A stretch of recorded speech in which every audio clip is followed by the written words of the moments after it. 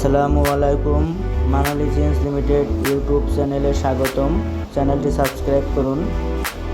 আজকে দেখাবো লুপ জয়েন্টের কাজ কিভাবে করতে হয়। আপনারা সবাই ভিডিওটি দেখতে থাকুন। প্রোডাকশন স্টাফদের দায়িত্ব হচ্ছে বাইরের অরিজিনাল স্যাম্পলকে অনুসরণ করা, স্যাম্পলের মেজারমেন্ট অনুযায়ী প্যাটার্ন তৈরি করে হেল্পারকে দিয়ে চক মার্ক করতে হয়। চক মার্কের কাজ শেষ হওয়ার পর ফ্ল্যাট লক মেশিন দিয়ে লুপ তৈরি করতে হবে। লুপ তৈরি করার পর সিজার দিয়ে কাটিং করতে হবে। কাটিং করার পর লুপ জয়েন্ট করার জন্য অপারেটর প্রস্তুতি নেবে। লুপ জয়েন্ট এর অপারেটর সবসময়ের জন্য হেল্পারের মাপকে অনুসরণ করে কাজ করবে। তারপর লুপ জয়েন্ট করবে।